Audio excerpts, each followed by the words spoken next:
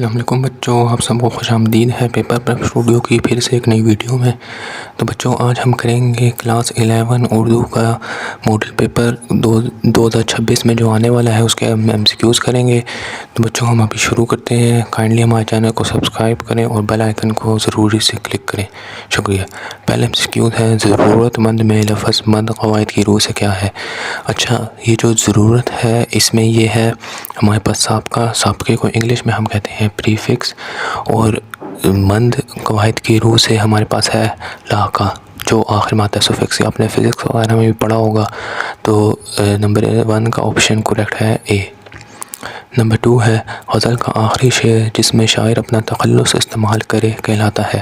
اچھا، اگر غزل کے آخری شعر میں شاعر اپنا تخلص نہ بھی استعمال کرے تو وہ آخری شعر کہلاتا ہے، اگر تخلص استعمال کر لے تو وہ مقطع کہلاتا ہے۔ نمبر 3، ایسی صنف سخن اور مسلسل نظم جس کے ہر شعر میں دونوں میں سے ہم قافیہ ہوں اور ہر دوسرے شعر میں قافیہ بدل جائے کہلاتی ہے۔ بچوں یہ کہلاتی ہے ہمارے پاس مثنوی۔ نمبر 4 ہے شاباش علی تم نے تو کمال کر دیا۔ جملے میں شاباش قواعد کی روح سے حروف تحسین ہے، شاباش اس کی عزت کی ہے، اس کو حوصلہ دیا ہے۔ مخمس کے ہر بند میں کتنے مصرعے ہوتے ہیں؟ مخمس کے ہر بند میں 5 مصرعے ہوتے ہیں، رباعی کے ہر بند میں 4 مصرعے ہوتے ہیں، اور شعر کے ہر بند میں 2 مصرعے ہوتے ہیں، اور مسدس کے ہر بند میں 6 مصرعے ہوتے ہیں۔ وہ حروف جو خوشی یا مسرت کے موقع پر بولے جاتے ہیں کہلاتے ہیں حروف انبساط، آپشن نمبر بی۔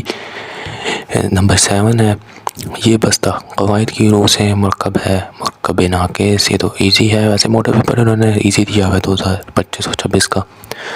صنف سخن قصیدہ کا لفظ ماخوذ ہے قصد سے، نمبر سی۔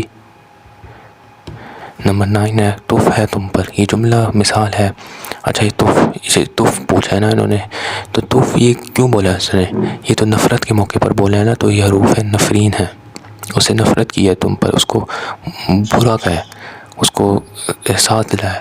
حروف تعصب کی مثال ہے، یہ ہے ہائے ہائے۔ نمبر 11 ہے اگر غزل کا تیسرا شعر بھی مطلع کی طرز پر ہو تو کہلائے گا۔ سب سے پہلے آپ کو مطلع کا پتہ ہونا چاہیے۔ مطلع کیا ہوتا ہے؟ مطلع ہوتا ہے وہ جس کا غزل کا پہلا شعر ہوتا ہے اور جس کے دونوں مصرعے ہم قافیہ اور ہم ردیف ہوں۔ اگر دوسرا بھی ایسے ہی ہو تو مطلع ثانی کہلاتا ہے۔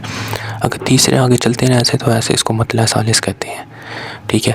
نمبر 12 ہے ایک روشن دماغ تھا نہ رہا، شہر میں ایک چراغ تھا نہ رہا۔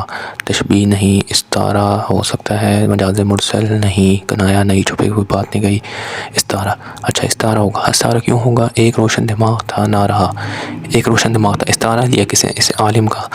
یہ ایک شاعر تھا، کب اس کی وفات ہوئی تو اس کے شاگرد نے یہ لکھا تھا، میرے خیال سے وہ غالب تھا، جو غالب فوت ہوئے تھے تب ان کے اسٹوڈنٹ نے ان پر یہ شعر کیا تھا۔ کوہ ہمالیہ کے پہاڑ بہت بلند ہے، اس جملے میں غلطی ہے، ساخت کی، محاورے کی، روزمرہ کی، فعل کی۔ اچھا کوہ کس کو کہتے ہیں؟ کوہ پہاڑ کو کہتے ہیں، پہاڑ 2 بار پہاڑ آ گیا تو اس میں غلطی ہے ساخت کی، نمبر اے۔ نمبر 14 ہے دریا بہہ رہا ہے، یہ جملہ مثال ہے، تشبیہ نہیں، حروف تشبیہ بھی نہیں ہے اس میں، تو استعارہ نہیں، کوئی چیز ادھار بھی نہیں لی، مجاز مرسل، کنایا نہیں، چھپی ہوئی بات بھی نہیں کی، مجاز مرسل ہے یہ، کیونکہ دریا تو نہیں بہہ رہا نا، اس کے اندر جو پانی ہے وہ بہہ رہا ہے۔